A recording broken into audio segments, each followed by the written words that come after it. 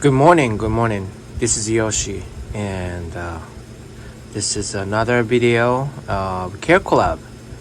And today's topic is Miltoniopsis.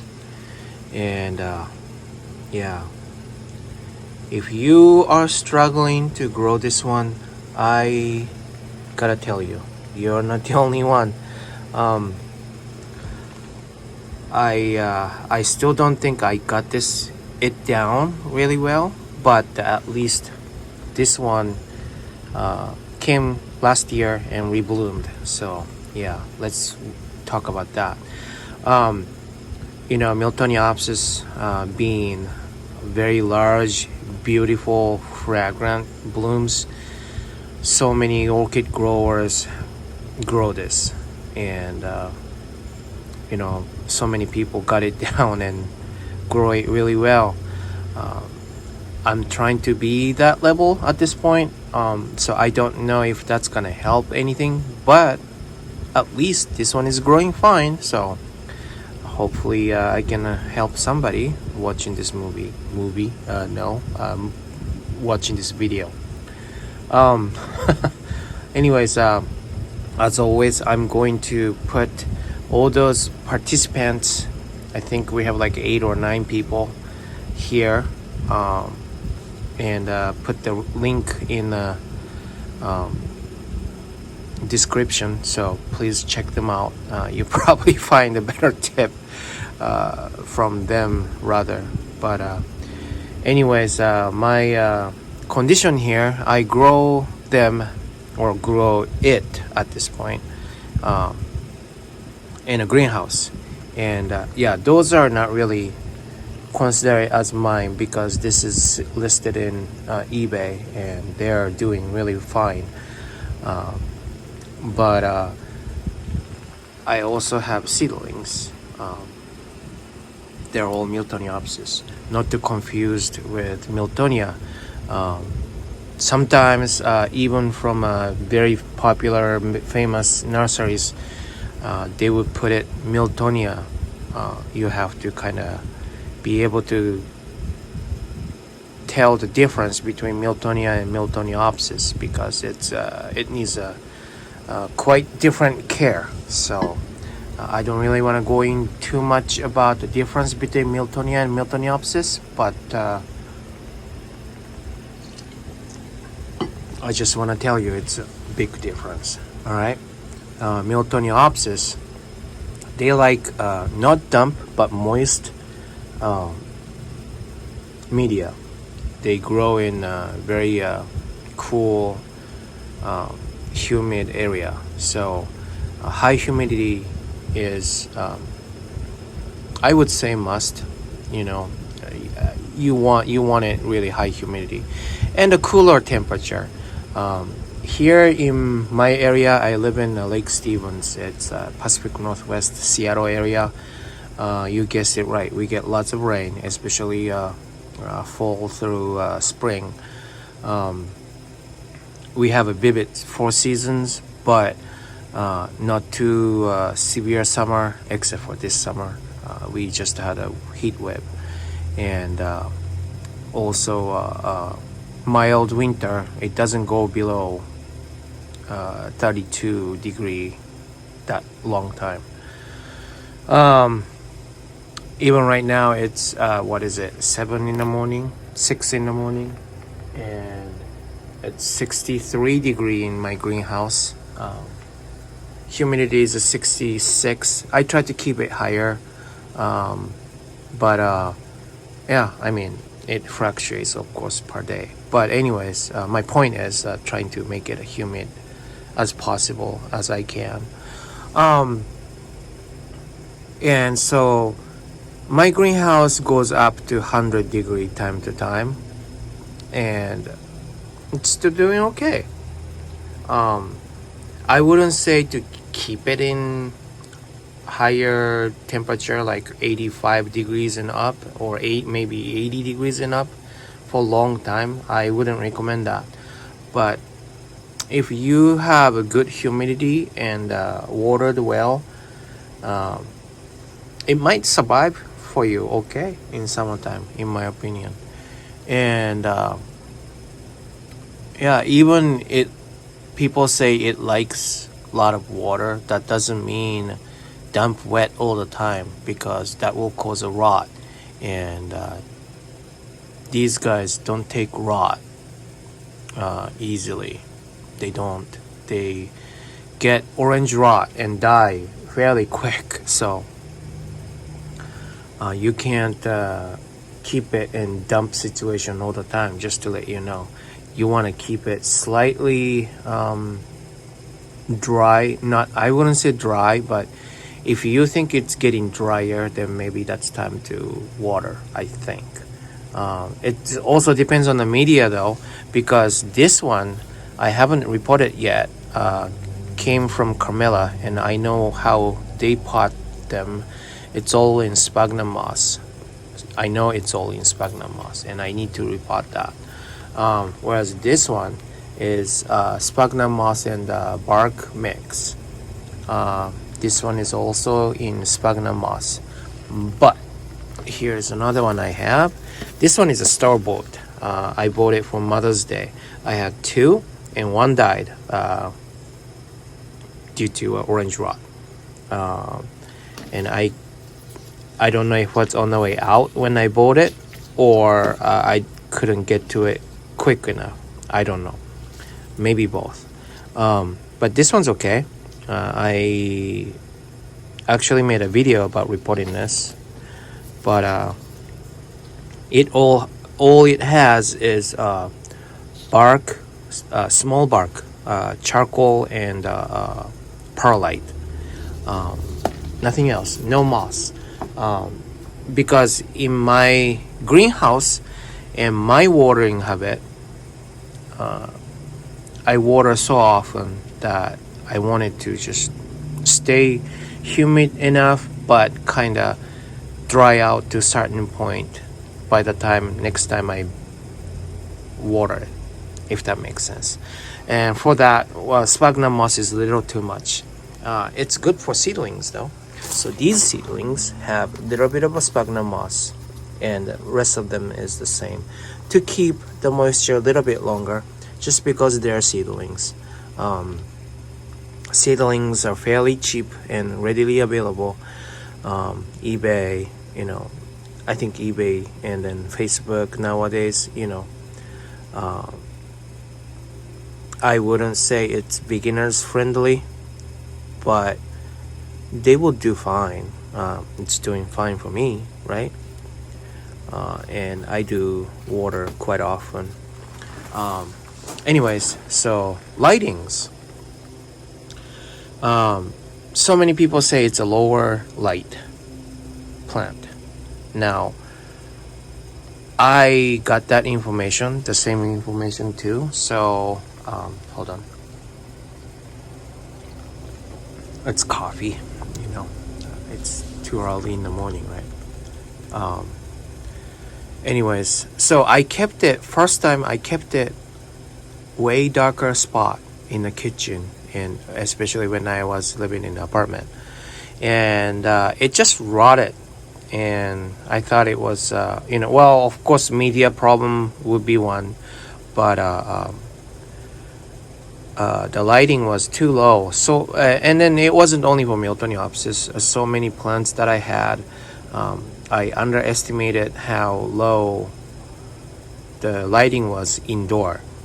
This is greenhouse with a 50% shade, and yet it faces south, and it's actually a lot brighter than people who wouldn't know about light level for orchids think, if that makes sense. It gets bright light. Sometimes gets a few, maybe 1 to 2 hours of direct sunlight, because this way is east, and then purposefully I don't have a shading net all the way down to the side. There's no objects on east side, so whenever I get a sunny nice morning, which doesn't happen a lot, but it happened to be today, it will get little bit of direct sunlight, and this way faces west, so it will still get pretty good level of light level. I wouldn't say as bright as Cattleya per se, but it will still like brighter light than you would think, I think. I mean, again, I don't know your situation. If you're watching this in an apartment or something, you might want to consider actually artificial light somehow. That's all what I'm saying. From my experience, right? So talked about watering, fertilizing. Yeah, I haven't. They actually don't take a lot of fertilizer. They will get burned around here easily. This might be actually caused by too much fertilizer. And again, I don't really fertilize too much. I keep it low, 100 to 150 per million of just a regular orchids fertilizer, and then a little bit of CalMag. That's all I do. I don't do anything special. That's pretty much it. I'm trying to keep it as simple as possible. When recently I had a counting orchids video. Apparently I have about 370, close to that kind of orchids. So, and that's not even including those seedlings or the orchids for sale on my eBay. It's just my personal collection, and yeah, I cannot make it complicated. I cannot have different care or like so many detailed different care per plant, Miltoniopsis included, even though it's something that needs a lot of care.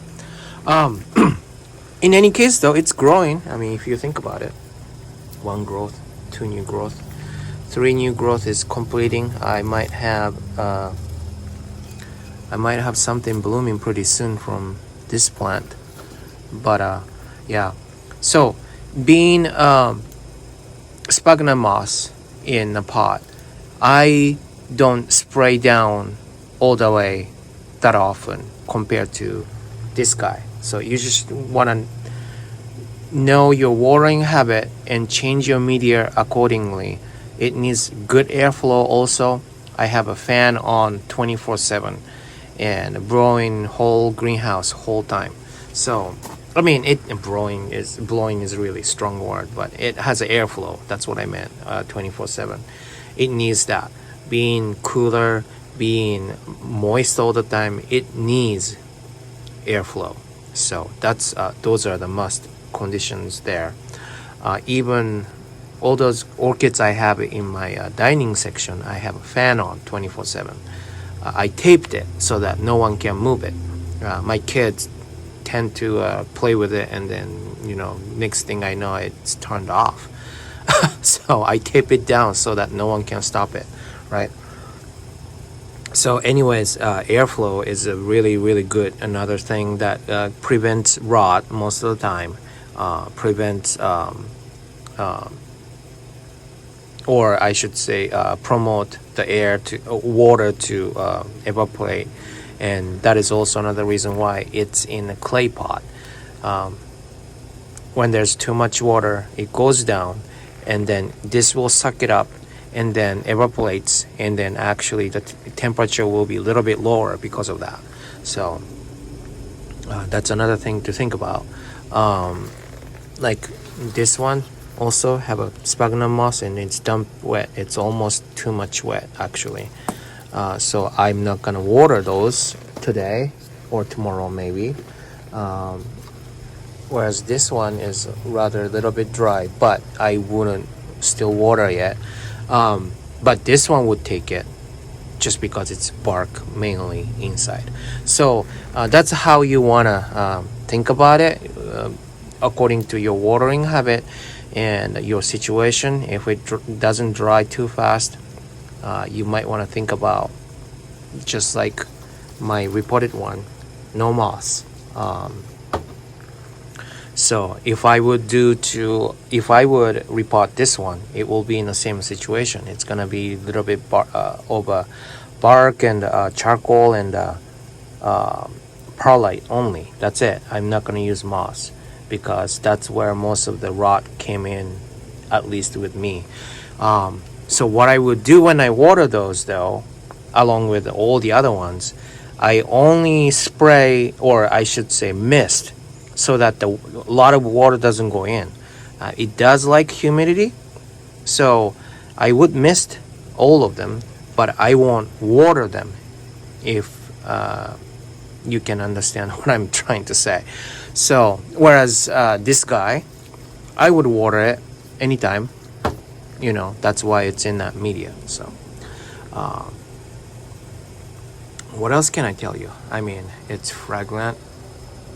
If you can grow it well, then guess what? You will love these. I cannot recommend it to people who lives in a hotter area like Florida, but I mean, there are some people grow it in like bathroom, right? A cooler, air conditioned indoor place.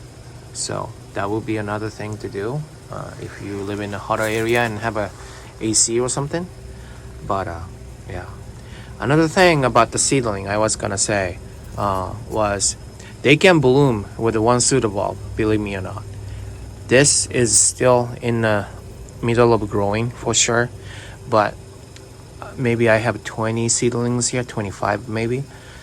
I'm sure maybe 3 to 4 of them, percentage wise, would actually bloom with one pseudobulb. So you don't really have to wait long time, even if you get a seedling, to see a bloom, just so you know. That's one good thing about Miltoniopsis. So that's it. I can't tell you much, but that's how I would care for it. Actually, good light, not low light. Good light. Water when it needs it, before drying out, but not dump.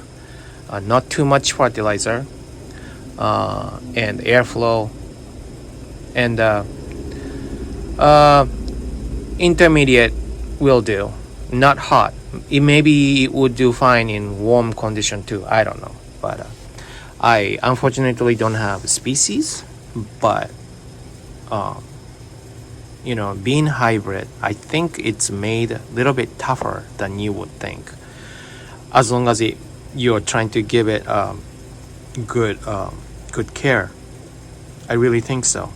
That's why I think it would take good light, good level of light, and it likes good light, I think. So hopefully I would help someone out with this video. I myself, I'm still learning, and I'm gonna pretty sure watch every single one of them, the videos on the description below too. So thank you for watching, and you guys have a good day. Bye.